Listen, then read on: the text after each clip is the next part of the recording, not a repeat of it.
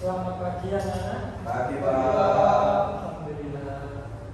Baik, saya akan mulai ya. Assalamualaikum warahmatullahi wabarakatuh. Waalaikumsalam warahmatullahi wabarakatuh. Alhamdulillah. Gimana kabarnya anak-anak? Sehat? Sehat ya, alhamdulillah Pak. Alhamdulillah sehat semua ya. Baik anak-anak, kita awali pembukaan materi belajar kita pada hari ini dengan bacaan Al-Fatihah dimulai.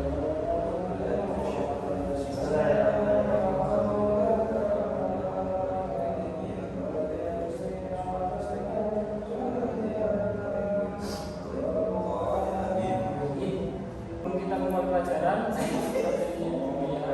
Ya Pak. ini ada Arsa hadir. Hadir Pak. Yang kedua ada Muhammad Hidayatullah Firdaus hadir. Hadir Pak. Selanjutnya ada Zakir Ramadan hadir. Pak. Yang ketiga ada Hamdi hadir. Tidak masuk Pak, hadir Pak. Oh iya. Hadir Pak. Dari keterangannya satu ya. Ya Pak. Baik. Untuk hari ini saya mengisi materi pembelajaran tentang PPKN. Ada yang tahu apa yang dari PPKN itu apa? Pendidikan Pancasila dan kewarganegaraan. Betul sekali. Dari materi pembelajaran PPKN itu saya akan menjelaskan tentang norma. Apa itu norma? Ada yang tahu mungkin? Aturan Pak. Ya, benar. Untuk lebih jelasnya, norma adalah aturan yang tidak tertulis yang berisi perintah, larangan, dan sanksi. Norma itu juga berlaku untuk manusia dan berlaku juga di lingkungan masyarakat. Dan juga meski norma itu tidak tertulis, masyarakat secara sadar mematuhi norma-norma yang berlaku. Jadi norma itu kayak aturan yang tidak tertulis yang ada di lingkup masyarakat yang ada di kehidupan anak semua atau di keluarga atau di tetangga itu ada norma-norma yang berlaku.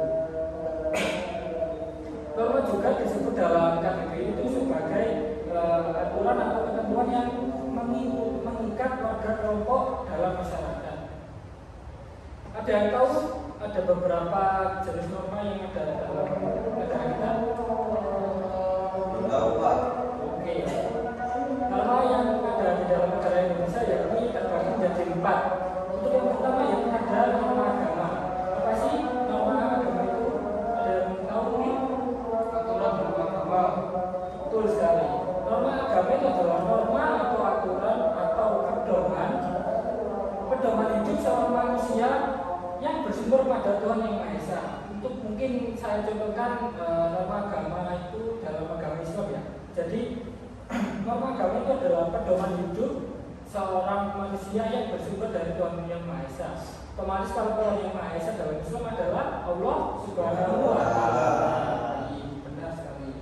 Norma agama juga terdiri dari perintah, ajaran, dan larangan. Perintah ini adalah perbuatan yang harus dilakukan. Untuk ajaran adalah perbuatan yang menuju pada petunjuk atau ajaran moral yang diajarkan oleh agama kepada umatnya. Jadi mungkin kalau ajaran ini bisa kayak ajaran-ajaran yang terkait dengan agama masing-masing. Nanti kalau agama Islam ya diajarkan membaca Al-Quran, terus kalau agamanya Kristen ya diajarin membaca kitab Injil, mungkin tentang apa kalau bisa disebut itu Holy Bible. Nah yaitu seperti itu. Yang terakhir ya ini larangan. Larangan ialah perbuatan yang tidak boleh dilakukan. Jadi kayak mungkin saya mencuri itu bakal melanggar norma-norma. Untuk norma yang kedua yakni ada norma kesusilaan. Norma kesusilaan itu norma tidak tertulis yang bersumber dari hati nurani manusia. Norma ini juga mendorong seorang manusia untuk senantiasa berbuat baik dan mencegah manusia berbuat buruk.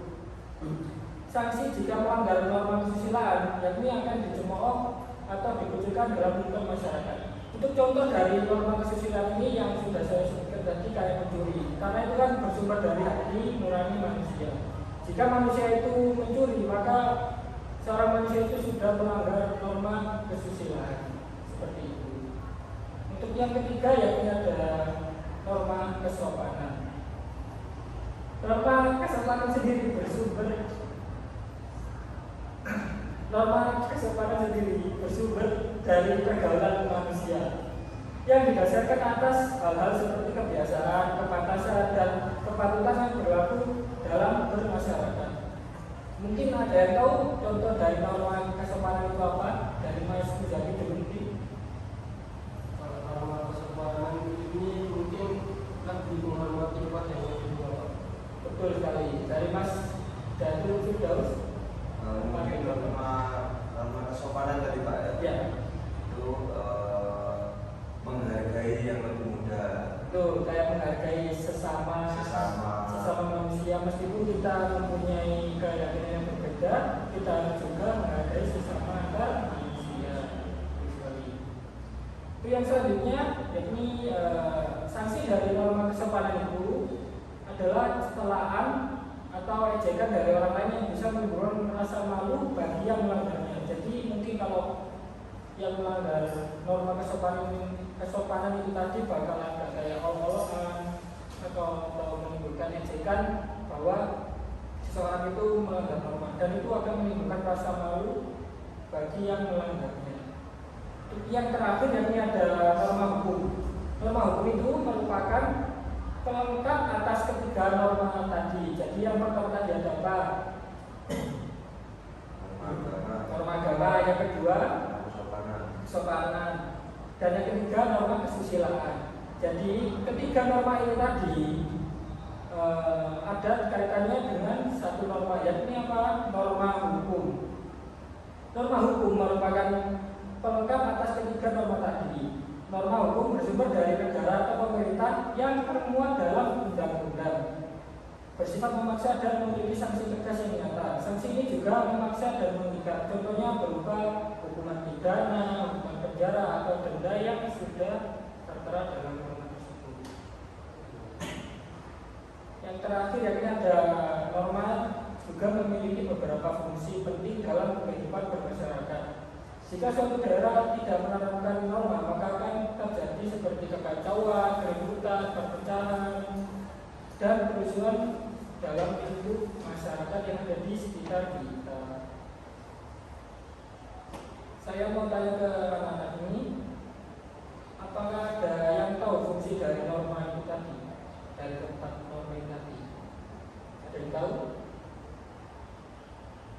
Saya Pak, mungkin agar lebih tertib dalam bermasyarakat Pak, karena dalam masyarakat itu membutuhkan aturan-aturan tertentu Pak. Benar sekali. Mungkin dari yang lain, seperti Mas Muzaki atau Mas Arsyad, ada yang tahu?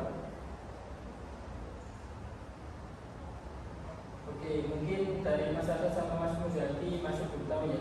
Ya Pak. Dan yang dikatakan sama Mas Daus tadi juga sudah benar. Mungkin bisa saya tambahkan berikut dari fungsi norma itu tadi. Yang pertama itu bisa menciptakan kehidupan di masyarakat menjadi aman dan tertib. Jika kita mengikuti keempat norma itu tadi, maka kehidupan di dalam masyarakat itu akan aman, nyaman, tentram, dan tertib.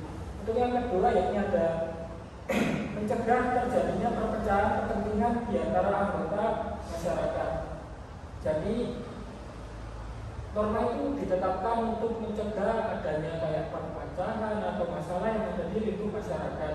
Yang ketiga yakni ada menjadi pedoman bagi setiap individu dalam melayani kehidupan bermasyarakat.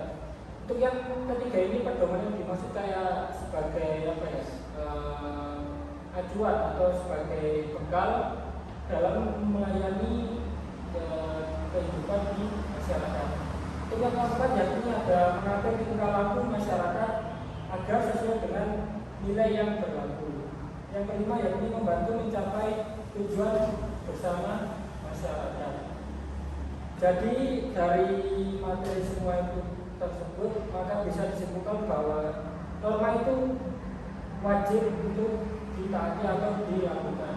Dikarenakan jika salah satu dari norma itu tadi ada yang melanggar atau ada yang apa istilahnya yang tidak menjalankan, pasti bakal ada perpecahan atau masalah yang akan terjadi di lingkup masyarakat. Paham anak-anak? Paham. Alhamdulillah. Maka ada yang ditanyakan sebelum saya mengakhiri materi kita pada hari ini?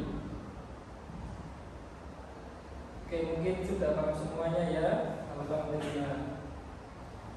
Sebelum kita mengakhiri pembelajaran pada hari ini, alangkah baiknya kita membaca Alhamdulillah terlebih dahulu. Alhamdulillahirabbil alamin. Mungkin dari Mas Asep bisa memimpin doa untuk mengakhiri pembelajaran kita pada hari ini. Bismillahirrahmanirrahim. Subhanakallahumma wa bihamdika asyhadu an la ilaha illa anta astaghfiruka wa atubu ilaik. Cukup sekian dari saya, kurang lebihnya mohon maaf apabila ada salah kata atau perbuatan. Wassalamualaikum warahmatullahi wabarakatuh.